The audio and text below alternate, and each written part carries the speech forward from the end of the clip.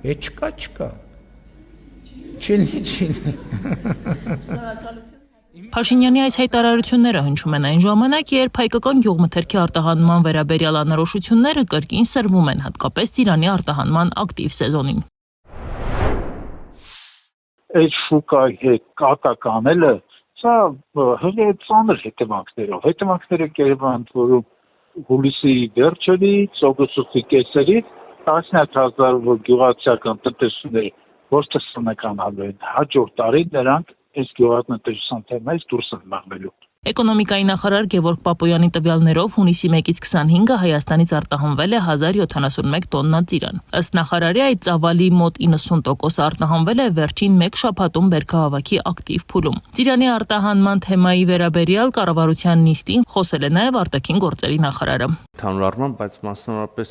մրգերի, բանջարեղենի, հատապտուղների եւ նաեւ ծաղիկների համար այս նոր շուկաների փնտրտուքը իսկապես մեծ հետաքրքրություն է առաջացրել բազմաթիվ տեղերում, կարող եմ Եվրոպական միության շուկան նշել, կարող եմ Կենտրոնական Ասիան նշել եւ արաբական երկրներ, ասենք օրինակ Իրաքը եւ նաեւ անմիջական հարևանները,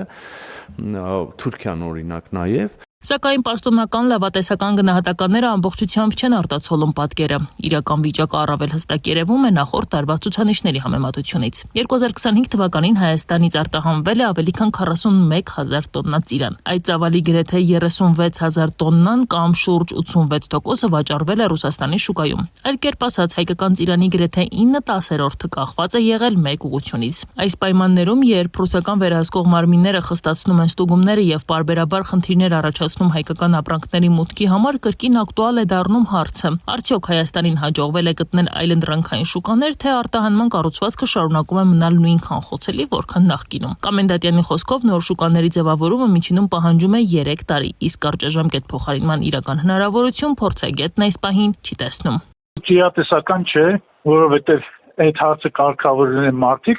ովքեր ոչ տնտեսագիտության հետ կապ ունեն, ոչ լոգիստիկայի հետ կապ ունեն եւ բացի դրանից այն այլ երկրների ղեկավարների հետ շփում են ինչ-որ մանրապետող շանտաժի լեզվով։ Տնտեսագետի խոսքով ծիրանի պես արագ փչացող ապրանքի դեպքում նույնիսկ կարճաժամկետ խափանումները կարող են բերել զգալի վնասներ։ Մոտավոր հաշվարկով, ասեմ անցյալ տարի 2.5 միլիարդի արտահանում է եղել, դա մեջ մոտավորապես 600 միլիոնի կարգի արտահանվել է